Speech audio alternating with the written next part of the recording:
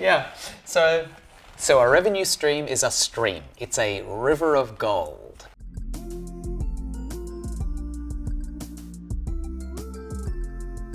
If you're thinking about revenue as an expression of how much I need to make for this company to survive, again, we're thinking about us, not them.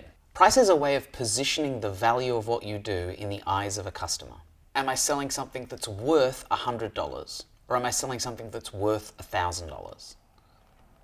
That idea of worth is not your call, it's your customer's call. If I have a sick child, that child's health is worth an unlimited amount of money.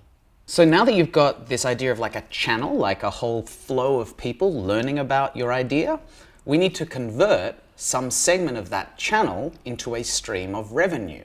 It's not like one customer, it's like a whole bunch of customers of one particular type buying a thing from you consistently. Who's going to value what we do the most? And how do we make the cost to them a no-brainer?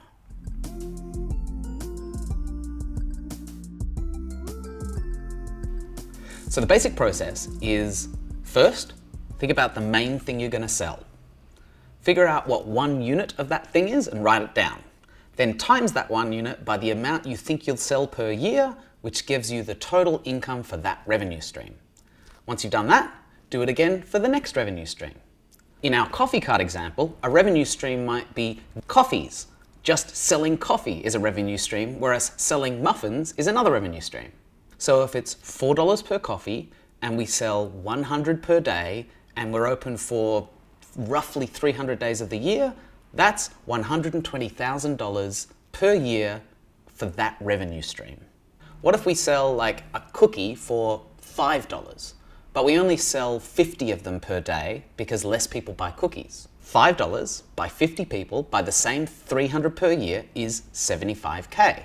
And there with just like a couple of simple lines, we've shown that $4 per coffee makes us $120K per year, and $5 per cookie makes us $75K per year. And we can think about it per unit, and we can also think about how much do we make from many of that unit per year. Other examples of unit economics might be 1 hour of time at a certain amount of dollars per hour for a builder or graphic designer, or for a membership or like app, it might be dollars per month membership. The important thing is you've got the order of magnitude right. Like, how much money are we making? Is it going to be like $50 in a year or $50 million? And secondly, is it really easy for somebody to read our canvas and understand how we're going to make money?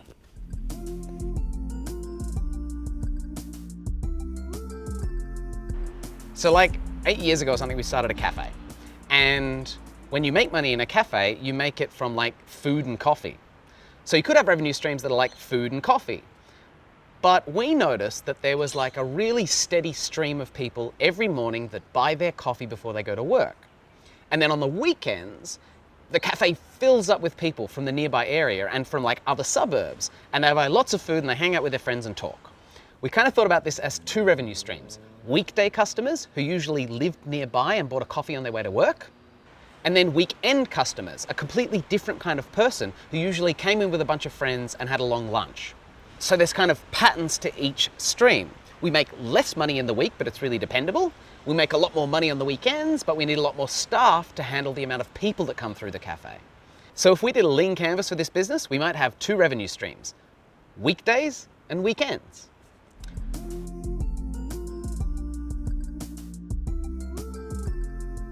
So most people don't struggle to name their main revenue stream, like the one that's front of mind, and then they leave it at that, and that's fine, that's nice and simple. But they often forget that you can make a lot of money from a secondary revenue stream, or there's actually more money to be made outside of the place where you thought you would make your money. So a classic example of multiple revenue streams is like a dance music event, where it costs like, I don't know, $20 for a ticket to get in, and that $20 a ticket is a revenue stream, and it pays for the lights and the DJs and all of the stuff to make the event work.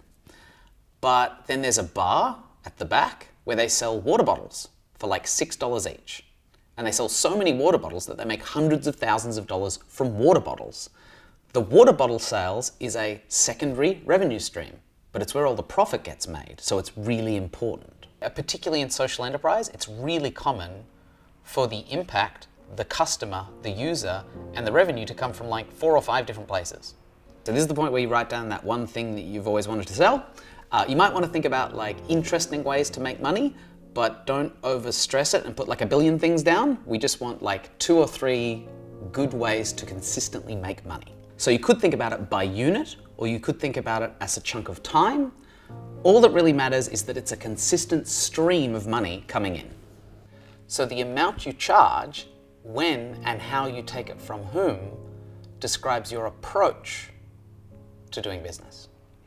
Do you want to take people's money monthly because it makes it really easy for them to say, I can't afford this anymore?